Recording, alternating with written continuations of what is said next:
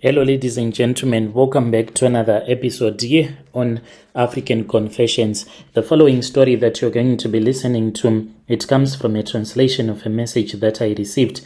The translation of that message, it reads like this. Hello, Brother Nashi. How are you? Can you please post my own story? I am a traditional healer. Yes, I am young. I am 33 years old, a very young traditional healer. I have come with my story, and it is a confession as well. I am a respected traditional healer in my community. I am known for all the powers, my ability to communicate with the spirits, and few even to cure some diseases that cannot be cured if you go to the hospital. I do stay in Chidungiza. I stay in a place that is called Unity P. There was this other person that used to write bad stuff about me on social media. You should go and ask that person, do you know who I am, Brother Nashi? A lot of people, they know me. It is just that maybe you do not know me. So I stay in Unity P. My community, they know that I am a traditional healer, a very powerful one. But I want to tell you a story on how I became a traditional healer. So what happened is that my father was a traditional healer. He was using some herbs. He would go to Malawi. He would go there with different items. There was a time when there was hunger in Malawi, when a lot of Malawians used to come to our own country. My father would go there and he would sell some of the items that he had gotten from the farms, and then when he would return back, he would sell whatever stuff that he would have gotten from Malawi. During those years, that was when my father said he decided that it was time for him to stop doing whatever that he was doing, for he had found a market. There was a traditional healer in one of the villages where a lot of people were owing him some money. So by the time that he went on his return back trip to collect the money as well as to give people some more stuff on credit, that was when one traditional healer said to him that he was unable to repay the debt that he was owing to my father, but he had something that he would give to him freely, something that will make him to become wealthy and a powerful healer, for he was nothing but a herbalist that could only cure men that had STIs. So he wanted to give my father that opportunity. My father said that he sat down and he thought about it, and he said, old man, show me whatever that you have, and please do not try to rob me, for I know what a goblin looks like. My father was then given that goblin, in which he was told that he had the permission to sell it to those that wanted to do money-making rituals. How am I going to find, he said, people who would want to perform money-making rituals? He was confused, for he did not know how were people going to know that he is someone that can help you to perform those type of rituals. Then that traditional healer said to my father, are you not trusting in me? You need to trust in me, for I am the owner of all of these things, and if you trust in me, you're going to become very wealthy. My father was then instructed to look for a pangolin, in which he did, and he returned back to Malawi with that pangolin. So they sorted out that pangolin. To this very day, this pangolin, it is still alive. I don't know how old this pangolin is, but you can see that it is very old. This pangolin is the one that assists me, as well as calling those that deserve to be given money-making rituals by my shrine that was left for me by my father. I just do not give these charms and herbs to anyone that comes to my shrine. You can come today and I can give you a cure for AIDS. Tomorrow, then the pangolin will tell me that you do deserve to be given those charms so that you can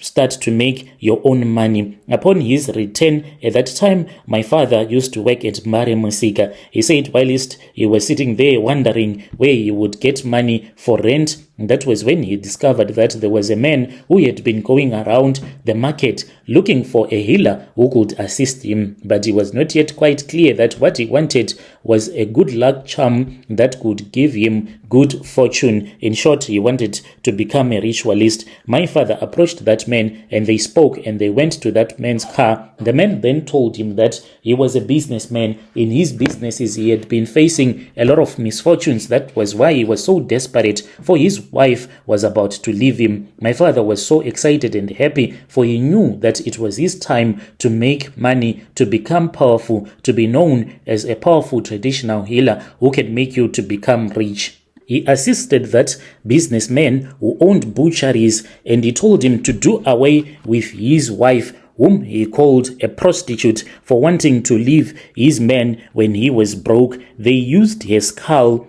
to make that butchery to become very popular. And then when we were growing up, my father used to teach us a lot of stuff. We do own properties in the city. Me staying in the high density area, it is because that is where our customers are. So we need to respect that. I do work and then I return back to the suburbs where my family is. My father created a lot of work opportunities for those that do come from my family. There are those that play traditional instruments and those that brew the traditional beer as well as dancing. So as a family, we take it as our own business. This is how I became a traditional healer, and my father was the one who took me to Malawi. When we went to Malawi, we had to use the spirit of one person from the family. Unfortunately, this is what has to happen in each and every generation. There is supposed to be one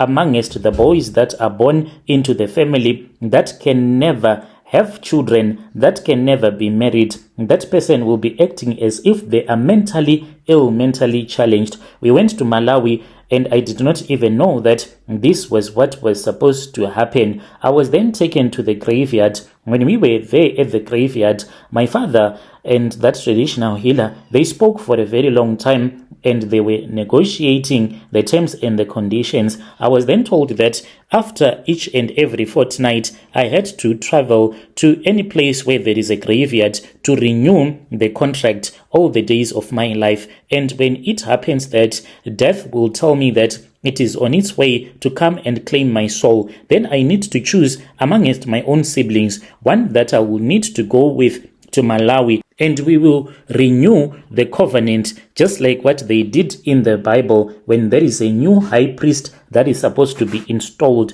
a black bull has to be sacrificed on behalf of the sins of all our generation, of our family, and then the new priest will be able to continue with the work that we are supposed to do of making people to become rich, and our family as well becoming rich. The day that I am going to die, that is the day that the person that would have been condemned because of this covenant, a boy that is born into the family, being mentally ill, unable to marry, then on that day he will be freed. His spirit will be free and he will be able to get married again. He will start to function like a normal human being. At that time when my father was still alive, there was one of his own young brother. This man, he was someone that went to university and he was a teacher at that time when he started to run mad. So in the family, people just said that, that one, he used to read too much books. So when you read too much books,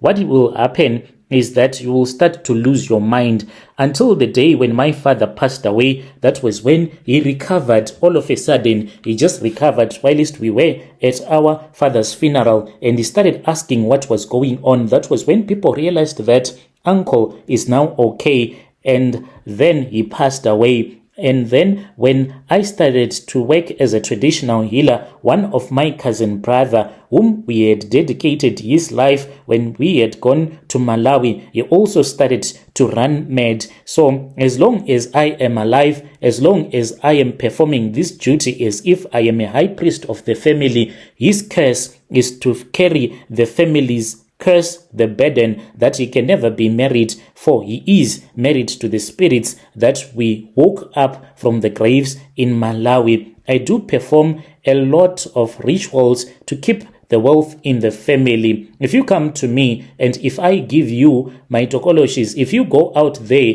and then you mess up, I have no second chances because I also cannot be given second chances. The covenant that my father performed, the covenant that he swore to, it also does not give us as a family a second chance. Everything has to be done according to the rules. If I, your traditional healer, follow the rules, then who are you to disobey those rules? Dear listeners, right there was a message that was sent to me by one of our brother right there. Strange things indeed they do happen in this world. He was saying that he even have the power to cure HIV. Strange things indeed they do happen in this world.